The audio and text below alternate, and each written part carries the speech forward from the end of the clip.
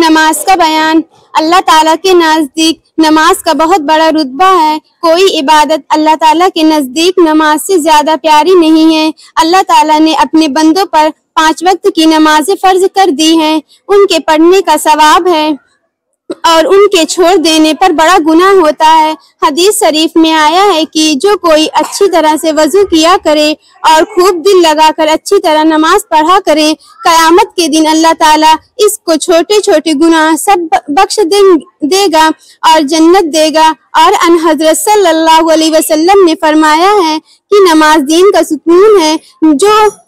जो उसने नमाज को अच्छी तरह पढ़ा उसने दीन को ठीक रखा, और जिसने सुकून को गिरा दिया यानी नमाज ना पढ़ी उसने दीन बर्बाद कर दिया। और हजरत ने फरमाया कि कयामत में सबसे पहले नमाज ही पूछी जाएगी और नमाजियों के हाथ और पांव और मुंह कयामत में आफताब की तरह चमकते होंगे और बेनमाजी उस दौलत से महरूम रहेंगे। और हजरत ने फरमाया कि नमाजियों का हश्र कयामत के दिन 3 नबियों और शहीदों और वलियों के साथ होगा और बेनमाजियों का हश्र फिरऔन और हामान और कारून उन बड़े बड़े काफिरों के साथ होगा। इसलिए नमाज पढ़ना बहुत जरूरी है और पढ़ने से दीन और दुनिया दोनों का बहुत नुकसान और न पढ़ने से दीन और दुनिया दोनों का बहुत बड़ा नुकसान होता है। इससे बढ़कर और क्या होगा कि बेनमाजी का हश्र काफिरों के साथ किया गया,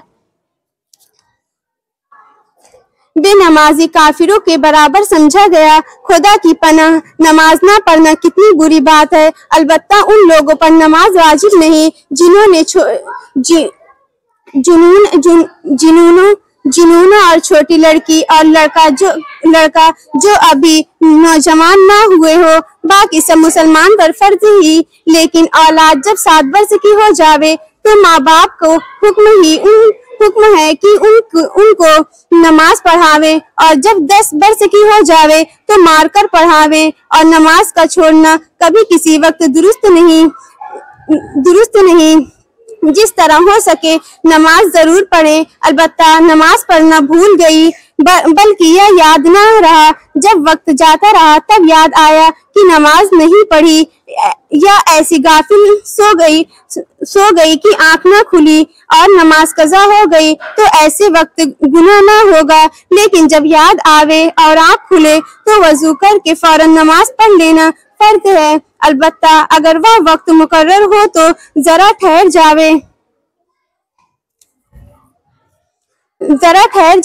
फौरन कज़ा, ताकि मुकर्रर वक्त निकल जावे। उसी तरह जो नमाज की वजह से नहीं पढ़े उसमें भी गुनाह नहीं, लेकिन होश आने के बाद फौरन कज़ा पढ़ ले।